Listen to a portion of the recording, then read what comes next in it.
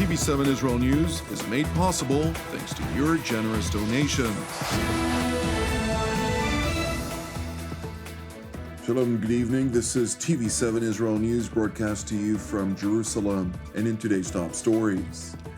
Ahead of an imminent revival of a watered-down version of the 2015 nuclear agreement with Iran, U.S. Central Command Commander General Kenneth McKenzie visits Israel to reaffirm Washington's commitment to uphold its pledge that Iran will not have nuclear weapons. IDF officials urged the political establishment in Jerusalem to keep a low profile in the tug-of-war between world powers vis-à-vis Ukraine, amid concerns over possible ramifications for Syria. Israeli President Isaac Herzog proclaims Jerusalem, Athens and Nicosia to be anchors of stability within a stormy region.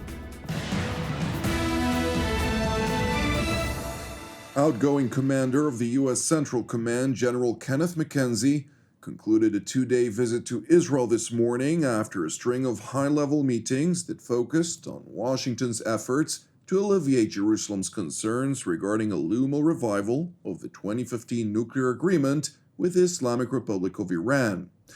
General McKenzie, who visited Israel as the guest of IDF Chief of General Staff Lieutenant General Aviv Kochavi, also met with Defense Minister Benny Gantz, during which discussions were held regarding the latest developments in the region, with chief focus on the Iranian challenge and the ramifications of the war in Ukraine.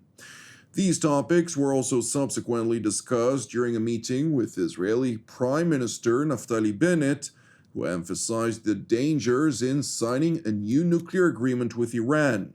In response, the outgoing CENTCOM commander clarified to his interlocutors that the United States would uphold its pledge that Iran will not have nuclear weapons.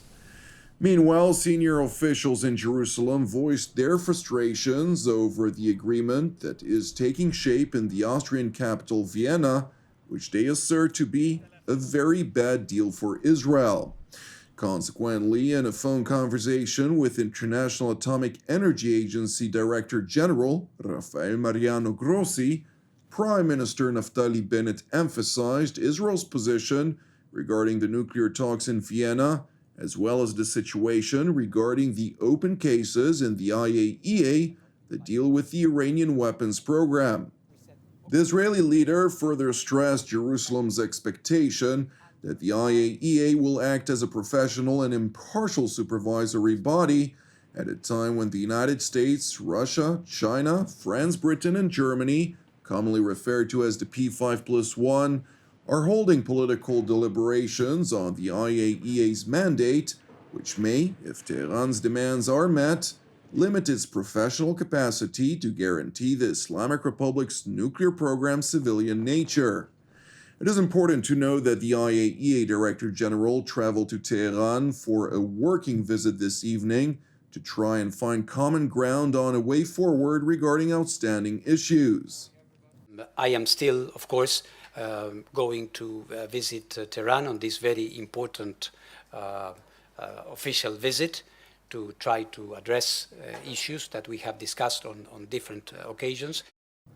While the IAEA Director General's past meetings in Tehran had seemingly failed to produce any tangible results regarding outstanding issues, Russia's ambassador Mikhail Ulyanov, who is Moscow's chief negotiator at the talks in Vienna, voiced confidence that the next meetings of Grossi and his Iranian counterpart have good chances to come to an agreement, which could then reflect positively in the next IAEA Board of Governors meeting. Now I believe they have good chances to come to an agreement, and I hope that the next report of Rafael Grossi after his return from Tehran, report to the Board of Governors, will be positive. I hope so. I'm talking about my hope.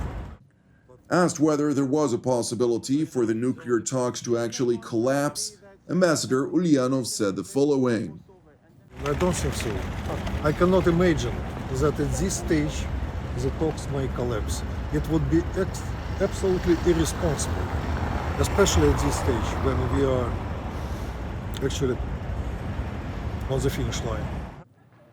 Similar to the culmination of talks in 2015, when the P5+1 held a ministerial meeting with their Iranian counterpart to mark the adoption of a nuclear agreement, Ambassador Ulyanov noted that a ministerial meeting will take place in the near future.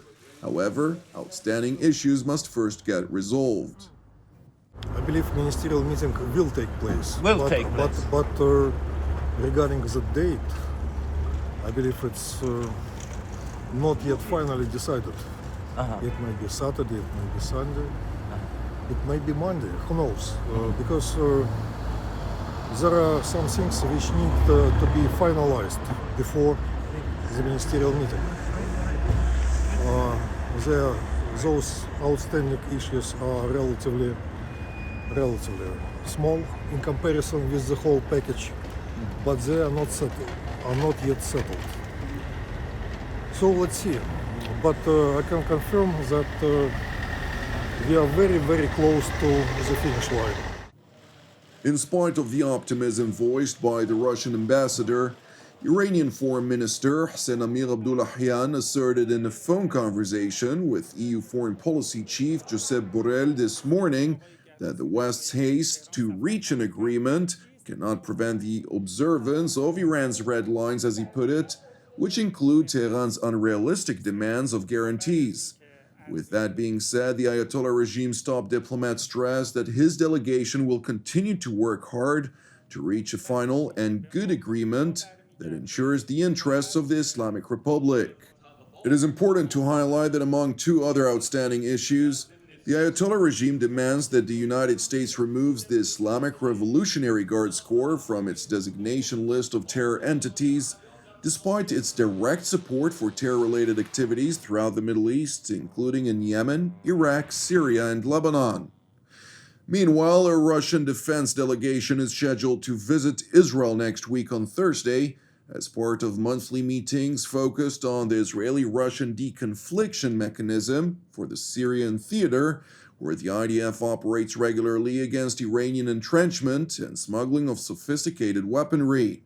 In light of the complex reality in Syria and the necessity to avoid miscalculation between Israeli and Russian forces operating in the same volatile war zones, IDF officials have repeatedly called on the political echelon in Jerusalem to keep a low profile in the tug-of-war between world powers vis-à-vis Ukraine.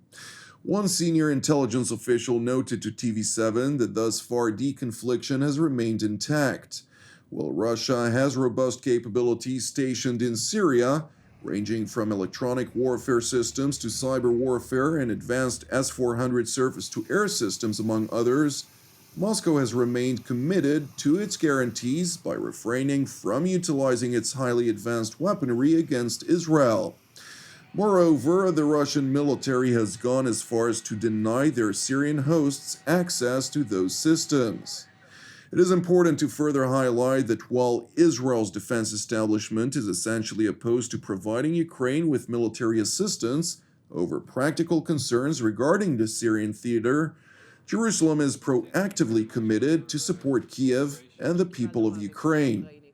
Earlier this morning, a number of trucks laden with Israeli humanitarian aid crossed the border of Poland into Ukraine.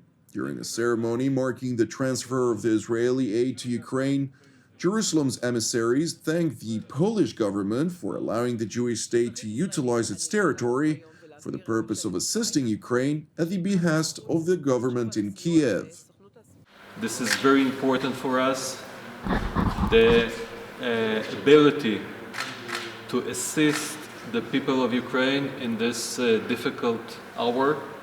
We thank you very much for your cooperation, and I know that we will be able to work with you also in the future to the benefit of the people of Ukraine. And I'm happy that we can deliver these packages that according to the needs of the Ukrainian people as given to us by the Ukrainian government. We are here, we are supportive, and we will provide assistance also in the future. Turning to Cyprus, where Israeli President Isaac Herzog made a first official visit to Nicosia earlier this week, since assuming his post as Israel's head of state. His visit, which included a prior trip to Greece at the beginning of this week, was reportedly made as part of an effort to alleviate concerns in both Athens and Nicosia regarding possible rapprochement between Jerusalem and Ankara ahead of President Herzog's scheduled state visit to Turkey next week. Speaking alongside his Cypriot counterpart Nikos Anastasiades, President Herzog stressed the necessity for collaboration with all regional actors at a time when a tragedy is seemingly unfolding in Ukraine. The conflict, which you mentioned correctly, which is unfolding in front of our eyes so tragically, is a reminder of the necessity of working together to protect our dearest values, principles, and interests. And it is exactly my message in Turkey next week, as I believe in collaboration between peoples and all faiths for the well-being of humanity. It is during these times of hardship and turmoil that we must stand together and reaffirm our long-standing and historic alliances. President Herzog continued by highlighting his counterpart's role in bolstering the Israel-Greece-Cyprus alliance, which he emphasized has become an anchor of stability for the East Mediterranean region. Thank you for watching us. As part of TV7 Israel's daily prayer initiative, I would like to encourage you once more to persist with prayer for the situation revolving Russia and Ukraine, alongside prayers for our persecuted brothers and sisters worldwide, in addition to our ongoing prayers for the peace of Jerusalem and the salvation of Israel. I'm Jonathan Hassan wishing you a Shabbat Shalom u'mevorach, and we will see you again on Monday at the same time.